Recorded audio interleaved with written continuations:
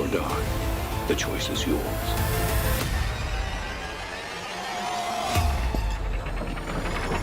Hello everyone and welcome back to another Backlot Banter movie review. My name is Tucker Hazel. Today I'm joined by my co-host Tanner Dykstra, who I want to see beaten and bloodied within an inch of his life, but because of the piece of shit that he is. And today we're here to talk about Saw X.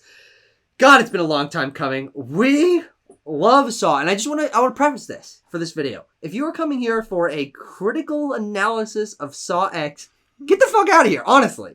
We are Saw fans, and we're going to talk about this from the perspective of Saw fans, how this film succeeds or doesn't succeed as the big Saw fans that we are. But if you're also Saw fans, you can join our Discovery. We got a link in the description where you can join and talk to us about Saw and what you liked about this movie, what you didn't like, what you liked about the franchise. Yeah. And also, we will be placing this against our Saw ranking, which we created 2021 before Spiral, and then we added Spiral to it, and now we will be adding the 10th film to that list. Tanner, we've seen Saw X, and God, we were excited for this movie. And how did you feel about it coming out of it?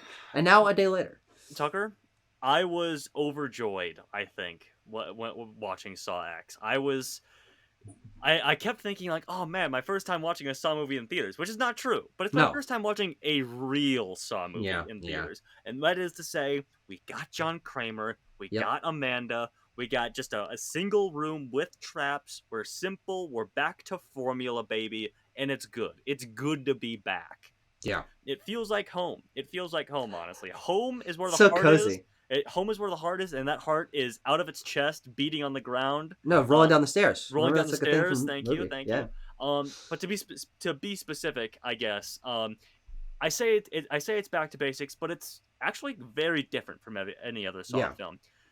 Jigsaw, John Kramer is our main character now instead of like our antagonist, and it takes on, and for that reason, it takes on a very different plot structure. Yes. I was a little worried about it. I'm not gonna lie to you. When we were like, I don't know, 25, 30 minutes in, I was like, oh boy, when we get into the Saw traps, are we gonna have to rush them at the end? But no, not to be worried, Tucker. We got them, and we got a good chunk of them. It takes up a lot of this movie, as much as it needs to, and it's all very rewarding and satisfying as a Saw fan. Yeah, it's a very interesting movie because I think it's probably the best Saw movie in terms of writing and pacing and character work. Like, this is a movie with a plot and a character arc that makes sense and like motivation. It's a go to the theater kind of movie. Well, I certainly agree with that. I agree too. But I think that is definitely its biggest strength. It's not my favorite Saw movie because I think Saw's zaniness and interconnectedness and ridiculousness is what I loved so much about the franchise. But it's hard for me to deny that this is probably the most successful Saw movie because not only is it pleasing for fans because it's going back to the basics, and we've got the editing style, and we've got the pacing style, and we've got John Kramer back, and it's tonally recreating what those first few movies were doing, and leaving behind the relatively sterile and modern tone that Jigsaw and Spiral had, which we did not enjoy, and those movies are significantly more down our list. But it's taking Saw in a new, more approachable direction, I would say. Because Saw X succeeds because it didn't do what I wanted it to do. What I wanted it to do is tie back into all these movies and bring back a bunch of horse shit from 2 and 3 and 5. And oh my god. And it doesn't do that. But that's a good reason, because it's set before a lot of those movies. Well, true. That is true. But it could also do like preemptive setup that pay off. They love doing that too. Yes. And they've done that plenty in the past. But it's a good thing that it does. It doesn't do that. Because if you haven't seen all the Saw movies, you don't need to see them all going into this movie. It's relatively self-contained, all things considered. Honestly, It's a story about a guy who's getting revenge on the doctors who didn't do his surgery right. And it makes John Kramer a much more interesting character. It makes the pacing and the character writing, as I was saying, a lot more easy to follow. And you don't have to deal with timey-wiminess. And so, yeah, I think this is one of the best Saw movies. Yeah. I don't love it like I love the other Saw movies, but it's hard to deny. Like, no, they just made a good movie and a good Saw movie. Like, met in the middle. Yeah. So, Tucker, where should we start with this? Should we start with John Kramer himself, Jigsaw? Sure. Yeah. The Jigsaw Killer. So, yes, this is set between Saw 1 and 2. Correct. And as you might have gleaned from the trailers, obviously it is largely concerned with his cancer diagnosis and him getting this experimental treatment down in Mexico, or so he thinks, when in fact it's just one big scam. And I love, and this is just this gets again getting into the Saw silliness that we all love so much. I love that they don't even like pretend to do it. They don't I'm trying to do what? his surgery. They don't like Oh. they don't actually cut him open or No. anything or stitch him back up. It's just a complete sham. They Yeah. just hope that you don't take your bandages off for long enough that you Mhm. don't notice. Yeah. It's so silly and I love it. And they're so like it succeeds in making like John Kramer, who, sorry folks, is a bad guy. I know. John Kramer's problematic. Come at me if you will in the comments. Problematic king. Tanner. Problematic king, of course. We love Your him. fave is problematic, but Yeah. he's still our fave. That's true. But pitting him against people who are also objectionably evil, you know, just like scamming cancer patients and stuff like that. You're like, Definitely. these people deserve to die. I'm not gonna lie to you. Yeah, That's what I think. What's most interesting about Saw X is that it does portray John Kramer as the protagonist. Yep. It is following his story. We spend basically the entire movie with him, seeing it through his eyes and agreeing with his motives. Yeah. The interesting thing about the past Saw films is that they have been all about John Kramer and his actions and the way they impact people. And he's been in almost all of them and has been a pretty present force. But it's also been through the eyes mostly of the people that he's either trapping or the detectives that are following him. And that has meant that the series pretty much always stays fresh. You don't know who it's going to be following. You don't know what thoughts they're going to have about being in this situation or what their backstory is going to be. But John Kramer has always been the most interesting part of this. His motivation, what makes him distinct as a serial killer and a litany of serial killer movies that we've seen. He's never killed anybody. That's a great serial helper. Serial trapper. Yes. And as a horror icon, what makes him different from the other horror icons that we've seen, he's been the heart and soul of this franchise. And frankly, Tobin Bell is just giving his all. Tobin Bell is so good. He's genuinely giving a very good performance here, especially in Saw X. Always does. But they don't... This movie, I think, steers a little bit away from the campiness of the previous movies because... To John Kramer, this is very fucking serious. Yeah, he wants to survive. He wants to get a treatment that he's seeking out that's going to give him a new lease on life. And when he thinks it's succeeded, he's happy. And Tobin Bell is portraying that, and the cinematography and the editing and the music are portraying that. And then when he realizes it didn't actually happen, and he has to go fuck with these people to get his revenge, boom. It is serious. Tobin Bell is serious. The music is serious. The editing is serious. And I really like how it makes it feel so different from other Saw movies. It makes it feel a little bit more similar to most movies, which is a guy with a motivation and a normal structure of getting revenge. But it's still a Saw movie at the end of the day because John Kramer is an interesting guy that I'm interested to see how he's going to do this and how he's going to react to things. And because his engineering, forward-thinking brain is always ahead of us, we never know exactly what to expect. Sure. And Tucker, I quickly want to point something out, and then let's talk about it through the context of the traps. Let's just talk about the traps. Okay. So, but you mentioned that it's not as campy, and I agree. But I think it still gets to that heart that everyone enjoys so much about these movies. I went really blur there for 1 second. Sorry. In when he's talking about like, oh yeah, my new lease on life and everything, and when he's talking about the work that he's gonna do and helping people and stuff like that, and the character's like, oh John, that's awesome, it's cool that you do that. But in our minds, he's like, yeah, he's fucking forcing people to cut their fucking legs off and rip out their ribs and their tongues and their eyeballs. His life's work. He's passionate. He's committed. So yeah, it's very funny from that aspect of it. But Tucker, the traps. Yeah. So we do have a limited cast here, so that means limited number of traps. But I think this film makes the most of its characters, of like drawing them out and puts a lot of time and energy into them, into making them suspenseful and exciting. So should we go through them chronologically as they appear in the film? Yeah, sure. Yeah. And I guess spoilers for Saw X. Also, these movies are kind of like all spoilers for reveals and stuff like that. So yeah, that's your warning. Let's talk about the most interesting, implemented one, I think, is the eyeball trap. The eyeball vacuum. It's definitely the most classic. Yeah. Because a guy wakes up in a fucking scenario that he has no idea what's going on, and it's over the top and ridiculous and plays into the history of that. He makes the puns again with your sticky fingers. Yeah.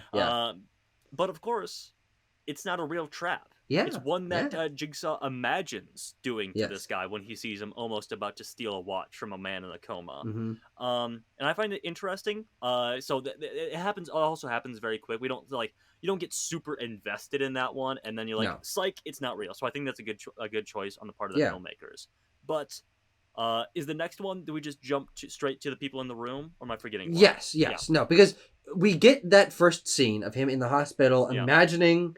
It was not the first scene in the movie, but close to the first scene in the movie, where he imagines, this guy's stealing something, and what would I do to him? How would I make him? How would I make him feel bad about doing this? I would. So the eyeballs are because actually I don't know if there's a reason for the eyeballs. It's mostly the fingers thing. Yeah. But then he also is a guy who's cleaning rooms, so he has a vacuum, Yep. and so the vacuum is going to suck out his eyeballs. Yeah. And it's a great sequence. It's a classic Saw. Mm-hmm. It's, oh my god, I can't believe the prosthetics of this guy's fingers snapping backwards, and then the slorch noise of his eyeballs leaving his body and then going up the tube that goes up really stupid high and then goes down, and we see him flopping the thing. Here's the thing. Since we're back. Yeah. Since we are just breaking down the traps here, is that the easiest Saw trap to get out of? Oh, just break all your fingers? Yeah, because he has a dial too. He doesn't have to just go boom. Yeah, just fucking twist it all the way. That's what our friend Joe and I were talking about. He's like, just crank it to 5 immediately. Just get it over with. Rip off that Band-Aid. I don't know. I think this movie is interesting in the fact that it has, because our characters have to last longer because there's less of them. Mm-hmm. They actually end up being pretty competent, and for plot reasons, they're pretty competent as well. So let's jump to the people in the room, Tucker. Yes. Our first one is Valentina, I believe. Correct. Who is hooked up with a sort of square guillotine band saw around her neck. Yeah, they use it's like a wire saw, I think is the term they use. I don't know the reality of this weapon, I'm sure, or this tool. I'm sure that it's a real thing. It's kind of hard for me to tell what the trap is supposed to be doing until it's actually going on, because she's just kind of sitting there and then she's got the thing around her. Mm-hmm. But yeah, it's a pretty good trap. I don't think it's particularly exceptional. I think the thing that makes it work as well as it does is the scenario that she's placed into. They're going one by one, which I think is really great for the pacing and for the characterization of all these people. And watching what's the main woman's name? That's the one that's escaping the character's name? Cecilia? Yeah, Cecilia. Yeah, Dr. Cecilia. Doctor. Let's put some air quotes on that. Yeah. Cecilia, telling Valentina, no, do it. Come on, just get it over with. I think that lends a unique and fun energy to this. Mm-hmm. But it's a good trap. Her sawing off her leg, and then for whatever reason, if sawing off the leg wasn't enough, also you have to stick a tube in your bone and suck out the marrow. That's what does it for me. That's what gets it for me. Is that a normal saw trap? 15 years ago in a Saw movie, we'd had just cut off your leg, leg, and you win. But no, it's you cut off your leg, boom, you did it, awesome. Now you have to weigh down this scale by sucking the marrow out of your bone. Yeah. Crazy stuff. And also gets back to the thing of what I was saying, was she comes very close, very thin margin of error there. Everyone does, actually. Yeah, honestly, all of them almost survive. Yeah, and that's just drawing out the suspense of those moments, because you're Tucker, I don't. This is a different thing, I guess. This is a personal preference, but whether you want them to die or whether you don't want them to die, is a fun thing. Well, I do think, and I just want to preface what I think makes this movie work as well as it does. Is that we get better characterization for these people that are in the traps, and they feel largely like they deserve to be in these traps more than most people we've seen in the past. It's usually, you cut yourself, so here's some fucking razor blades to first put one on your. A lot of you're a drug Tanner, addict. Yes, we forgot one. What?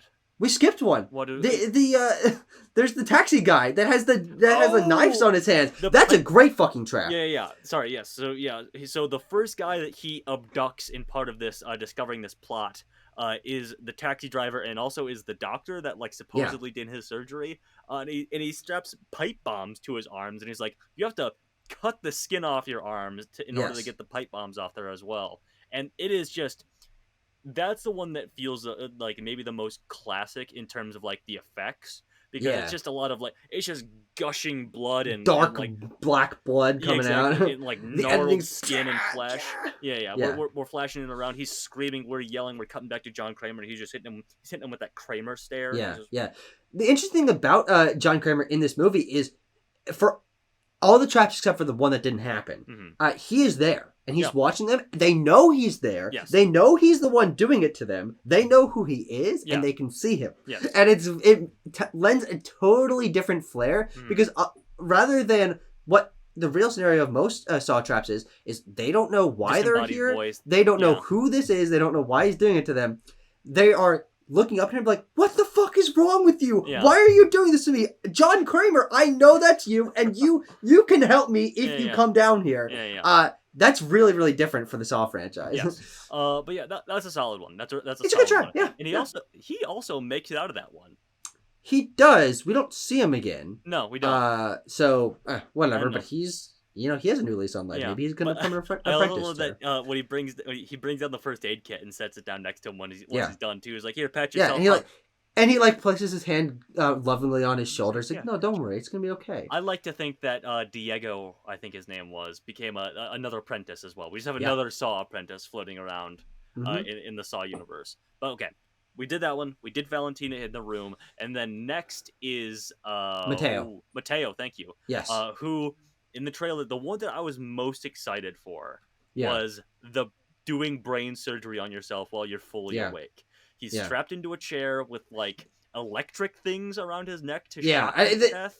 It makes smoke come out from the backside of his head. I don't know what's happening, but it hurts. Yeah, it does hurt. So yeah, he has to cut open his skull and place a piece of gray matter in a, what do they call it, an enzyme juice? It's a little acid tube that when the brain enzymes react to it, it makes it complete a circuit. Yeah. And so performing surgery on yourself in this crazy chair where he's got this whole thing on his body and on his head, it's already visually very interesting. Like in his hands and everything. He's yeah.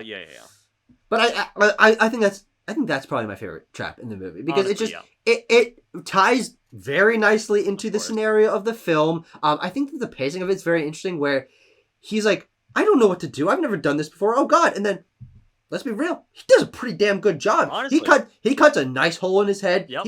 He's taking it like a champ. Like he's not screaming as much as maybe he should be, or passing out from the shock of touching your own brain and your brain being exposed as you should be. But yeah, I like that trap a lot. You can see the brain pulsing and as he's ripping. And then the final touch, to rip a chunk out of it. Much like the bone marrow one, is not only does he have to cut a chunk out of his brain, it has to dissolve enough for the little meter to reach the key icon that has been doodled on the other side of the thing. And then he fails and he dies. It's like, oh, okay, and then whatever. he has this Aztec or Mayan I mask forgot about that. Come around his face and smush his head or whatever. Yeah, and I wish that John Kramer had said game over. Nice. When that happened, but he didn't. Yeah.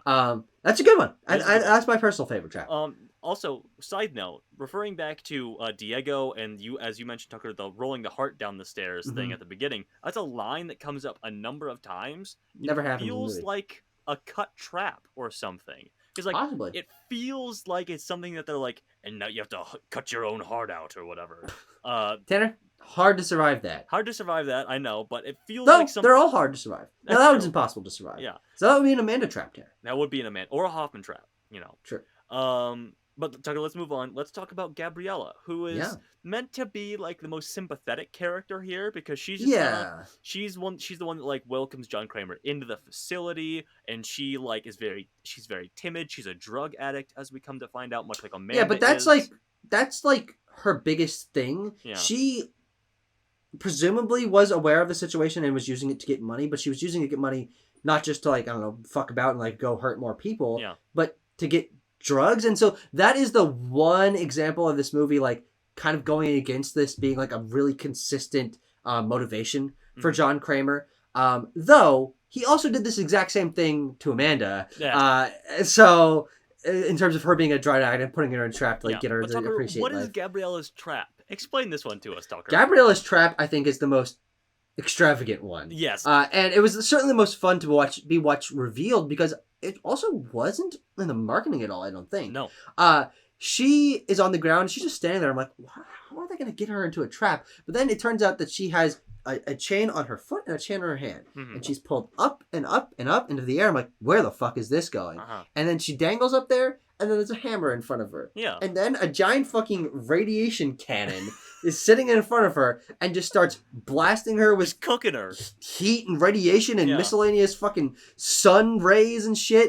And then she just starts boiling. And the way she's got to get out is to smash her hand, smash her foot, and fall to the ground. Yeah. And the thing that really makes this trap great is, it's up in the air, and that's fun. And the radiation's burning your skin, and of course, radiation, brain treatment, chemotherapy, all that. That's fun tying in.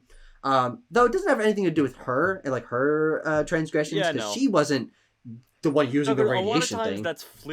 That's flimsy at best in the Saw movies. That's fair. That's fair. But the real nail in the coffin, of course, is she smashes her foot and then she dangles like, oh, okay, great, she's out of the way. She swings out of the way. She's out of the way of the cancer gun. You're like, oh, awesome. And then Tanner, it takes a beat of silence. You're like, oh, okay, she's out of there. Now she's just got to smash her hand and drop to the ground. The cancer ray fucking shifts on its axis and starts roasting her again. Yep. And then, oh lord, and she does break her arm. She does drop to the ground. Yeah. And she is cooked beyond all recognition. Yeah. But she survives the trap. Yeah, she does survive. They were planning on taking her to a hospital, but lo and behold, a guy whose name is Peter or something like that. Parker. Detective Parker Sears. Yes. Parker shows up, and we're like, oh, that's the guy. He also got tricked by the cancer people. Yeah. But nay, he is in fact in cahoots with, in more ways than one, wink, wink, nudge, nudge, Cecilia. Yeah. And they sort of take control of the whole situation. They have a gun on John Kramer. They force him and Amanda to lock themselves into the shackles and the chains and the traps. And I'd say that's twist one of this movie. Is Parker shows up, and for a while it's like, what the fuck is this guy doing here? Like, and John's like, oh, no guns, but like maybe you can help us out. Mm-hmm. And it's like, that's really fucking weird. Like, what, John? What are you doing? Mm-hmm. And that's like 20 minutes of the movie where it's just like really peculiar that this guy showed up in the first place. Yeah. And then the first real twist of the movie being that actually he was in cahoots with them the whole time, and the Saw music does not play there, but I'm hearing it in my head as this is going on, and they're like, and I think this is actually another element that for longtime Saw fans helps this movie stand apart and feel very fan pleasing-y. John Kramer gets put in one of his own traps, and it's like, oh my god, it took us 10 fucking movies to get to this point. This long. Yeah. But it's a great payoff for that to finally fucking happen. Yeah, and it is like, it's not a super inventive one or a super interesting one. It's not like that's the worst trap in the movie. But honestly, it feels, I can kind of see where it feels fun, because, at the end of the day, what are these movies all about? Just seeing buckets of blood and people eviscerate themselves. And what gets dumped on John Kramer's face? What is he waterboarded with or blood-boarded with? Just gallons and gallons of dark maroon Saw blood. Yeah, and he's on this fucking contraption that shifts back and forth based on whether you or not you want to sacrifice yourself or the other person. Yeah. But they can also make that decision. Yeah. And the other person is like a 9-year-old. Yep, from earlier in the movie. Miscellaneous 9-year-old that he helped fix his bike earlier. Yeah. And this kid, by the way, it's established earlier on, this is another plot hole of Saw X, which I'm not like really critiquing the movie for. No, but it's established earlier that he doesn't speak any English. Right. And then a couple of times throughout this last sequence where the kid shows back up, he speaks English. Like he responds to people speaking English. Like, okay, whatever. Yeah. But having that kid there is fucking weird. Yeah. And frankly, I wish that it had been Amanda in some way, because she is put into this trap. Or she's just locked up. She's not in a trap at all. On a chain. And she kind of feels useless for this like last section of the movie. Tucker, that's a fantastic point that didn't occur to me until now. Why wasn't it just Amanda? Why did we have to have this kid at the beginning to pay him off later? Like, it didn't have to be. They could have just locked him. I think that it's more that showing that John Kramer cares about children and like truly innocent people he's not willing to hurt. Of course. And the Cecilia and Parker are willing to kill that kid. Yeah, and that makes them feel a little bit shittier. Yeah. So you can understand why that's there. But it also, I think, it serves the point of why Amanda's just kind of standing there this whole time. Yes. And it's a little bit unfortunate. But then here's the fucking real kit and caboodle of this movie. And it's a good twist. It's not a phenomenal twist. No, it's not the best twist in the franchise by any means, but, But the fact that John Kramer has planned all this out and has made this trap in specific, I don't know if it's meant to imply that all the traps were escapable, if you knew, made this trap in specific escapable, and has made the room upstairs another trap, and once Cecilia and Detective Sears to fight against one another, and the Saw music starts playing, and actually we planned this through the whole time, and the money bag was actually a trigger that makes a beep beep 10 fucking minutes, you idiots. We're sitting in the theater, the music is playing, we're rubbing our hands with glee. They're running around, they're like fighting each other, trying to choke each other out, trying to stick their head through the one hole of clean air while there's skin dissolving gas filling the room. It's good. It's a lot of fun. It's solid. It's very, very solid. And like, what more could I have asked from that? Yeah. Did we even get like the Saw theme in Spiral at all? I don't remember it. No, I don't think so. Yeah, it might have played, or in a variation or something. But Bada Bing Bada Boom, that's Saw X. That is Saw X, and right off into the sunset. Like, they actually do like walk into the sunset, which is pretty fun, and like. It's a legacy in between quel, which is a level of convolutedness that I expected no less from the Saw franchise. But on the same terms, it's also probably the most standalone Saw movie ever. And it's also probably the least confusing Saw movie ever. Because if you're watching Saw 1, there's a lot to take in there. Multiple characters of the two in the room, and the detective story going on, and who is John Kramer, what's his body on the floor. There's a lot going on in Saw 1. This is scene to scene, relatively straightforward. A couple twists that reframe things but are explained because they're simple. I think it's easy to explain them and have them make sense and carry momentum forward. So yeah, it's situationally the 10th movie in the series being actually the third in the chronology is weird, and it explains a couple things, and it shows us this story that we'd always knew a little bit about John Kramer's false cancer diagnosis or treatment.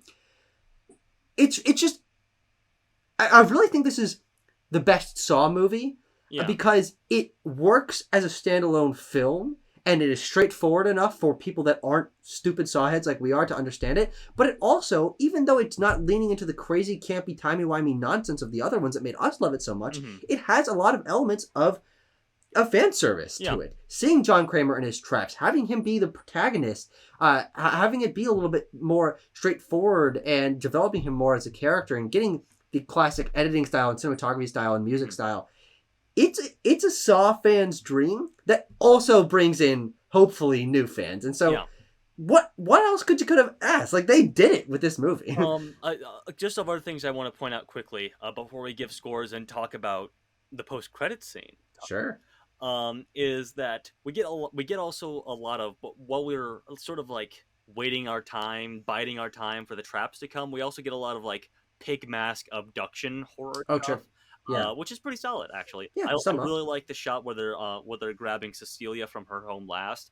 And that's a great sequence. She's got the security cameras. Easily the best one. And she's like, it's the entire like broad side of her house, and she can see it from top to bottom, and she sees the pig mask person on top of her roof with a giant rock and just smashes it all the way through like the glass ceiling down to her. That's a good shot. I like that. Yeah. Also, speaking of Cecilia, I want to Amanda breaking the glass ceiling. Exactly. I want to shout out Siobhan Makoti Lund, who plays. She's great. She's really, really good. She's so good because she actually might be the best performance of a Saw victim. That's not honestly, like a more main character, like Strom or Hoffman or something. Yeah. Because she's really good, and she has to do this thing of like being scared and confused and like, what's going on? Free us, John Kramer, and then flip it on its head when when the power dynamic shifts and be like, I fucking knew you were Jig fucking Saw. I love that she says Jig fucking Saw. Yeah. As soon as I knew, now it's good that you killed all those people because now it's less money for me to split between them. Yeah. She's the villain of the Saw franchise. She honestly is. And then her associate Parker, her boyfriend or whatever, like he also gets a line. He just gets a line that I laughed at where he's like, "Shut up, Amanda." Like, it's just one of those moments where, like, we talk about it a lot when we're praising a movie, I think, where it's like, it's very earnest and people are buying into this, and it's essential for the Saw franchise Yeah. because they're so silly and stupid and lovable for the actors not to feel like they're above the material. You gotta be in it. Yeah. And they were, Yeah. and I loved them for it. Tucker, 7.5 out of 10. Tanner? 8.5 out of 10. Whoa! I don't give a shit. Saw is one of my favorite franchises. Yep. And this movie showed me that there's still gas left in the tank for Yes, creative 100%. ideas, taking the franchise in different directions. Mhm. And I know your score also reflects this. I'm not being too Yeah. pedantic here. This is like a well-made movie. Yeah, honestly. Like, the motivations make sense. The cinematography and the editing are well done. Mhm. John Kramer is... and Tobin Bell has been giving the best performance as John Kramer that he's ever given. He has a character arc in this. You know what? Yep. This was a lot of fun. It's probably one of my favorite movies of the year, even if it's not the best, just because they did it. Like, they brought back Saw in the best way. the first ever legacy in betweenquel, as I called it before. Yeah. And honestly, yeah, they brought it back, and it just wetted my whistle, Tucker. I want more Saw now. It feels like the last Saw movie, but I hope that's not true because I love this franchise so much, and I want more. Give me more. Yeah. But there is the tease, I guess, at the end, because we do get a post-credits scene. Yeah. And the post-credits scene serves to show that the guy that told him about this, I think his name is Henry. Yeah. Who was another cancer victim. Yeah. Or patient. Did you say victim when someone's cancer? Sure. With quotes. Because he faked his scar. He drew it on with makeup or whatever. Because as I said at the beginning of the video, the scammed patients don't have scars. They don't cut them open at all. Mm-hmm. And Tucker, Tucker? We are in the Saw bathroom. We're there. Oh, are we? Yeah. Is that where that is? Oh, okay. I didn't notice that, but We're in the Saw bathroom, and fucking Detective Hoffman is there, baby. Yep. I was holding out hope that for so long through the entire movie that Hoffman was gonna be there. I was waiting. By the way, I don't think it was the bathroom, because I think we would have seen the bodies that were there. Oh. At this point in the timeline, Adam was still dead, and Zepp was still dead in that room. It's all shut up, but it's like a white tile room that's like. Yeah, it's meant to evoke at least. Yeah, it's meant to look like the bathroom at the very least. Anyway, Hoffman's there. He's like, "You fucked up, buddy. You fucking fucked with the Jigsaw, you goddamn idiot loser."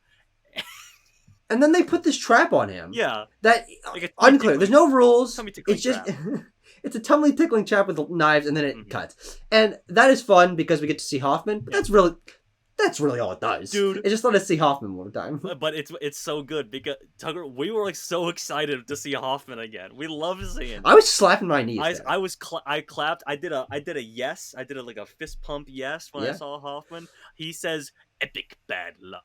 Oh my god, he does, and that line is so fucking funny. I want that to be something that we quote from now on. 100% it will be. Yeah. I mean, if you love Saw movies, if you've never seen a Saw movie but you're intrigued, go see Saw X. 100%.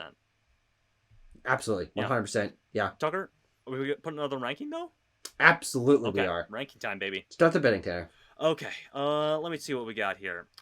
So it's really interesting because the Saw ranking as it goes. I just want to say. Yeah, go for it. From bottom to top. You're seeing on the screen, but might as well go through it. Saw 3D at number 9. Saw 2. Jigsaw. Saw 3. Spiral. Saw 6. 5, 4, and 1 at the top. Yeah. Now, Tucker, you say that it's on paper, it's probably the best Saw movie. But you have to take into account, what we love about these movies, the true heart of it all. And so I'm gonna say, if we both love the interconnected nonsense of all the plot and everything. Yeah. For that reason, I'm gonna go at number 4. I think it's below 4 and 5 because those to me are the peak of the weird interconnected. This happened before this, and this person was actually backstabbing, and this person was actually didn't know what was going on. And then you have the first Saw, which is kind of the default number 1, I think. Yeah, absolutely. So I'm gonna start it at number 4. So below Saw 5 and above Saw 6. But what are your feelings, Tucker? I could go higher, frankly. I think we should. Not only because my mind goes to Number 2. Okay, that's fine. Because I think although it doesn't do the things that I love the most about Saw, it is the best made and most like understandable movie. Mhm. And it still does some Saw fan service stuff, as I was saying. Yeah. But also, I think we should go higher because maybe it was just me doing a little bit of sneaky research. But you put this at number 1 in your Saw ranking. I did. I do think it's my favorite Saw movie as well. Like, Then put it higher. Okay, well, you can say number 1 if you want. Well, Tucker, I was trying to be democratic about the whole thing. Sure. So you just went way lower. Well, I took into account the things that you were saying. I was like, oh, what's a modest proposal here? Yeah. But Tucker, are we putting it at number 2 or number 1? What are we No, doing? I think number 2. I think number 2. Number 2 it is. Yeah. Boom. And who the hell knows if we're gonna get another one of these? But what Tanner? other franchise has the 10th movie in the series be the second best? Maybe the fucking best. Awesome. That's awesome. Yeah. Love it. Oh, feels good, Tanner. Feels good. Thank you very much for listening to this just gush fest about Saw X. I mean, the honest truth is, like, it's not a perfect movie, but it's it's just because it's like a horror movie and like there's some plot holes and whatever. Yeah. But like, I don't have any complaints about Saw X. I don't give a fuck. This was a ton of fun. It gave me some things that I've always wanted to see in this franchise. It brought it back to its roots. They really knocked it out of the park here. And yeah, Tanner does wet my whistle. I want more. I want more. Give baby. me more. We'll see you guys for Saw 11. Fingers crossed. So long. What the fuck are you talking about? Did I eat a coin? Like a coin as a kid. Like a dime or like a quarter? Those are very different experiences. Tucker, are both Trust coins? me. Yes. Oh, okay. Did you ever eat one then? Yes. I mostly go for the like Chinese coins because they had a hole in it, like a Cheerio. Oh, and it's good. It's like a lifesaver. So if you choke on it, then you can still breathe. No, like a Cheerio. What?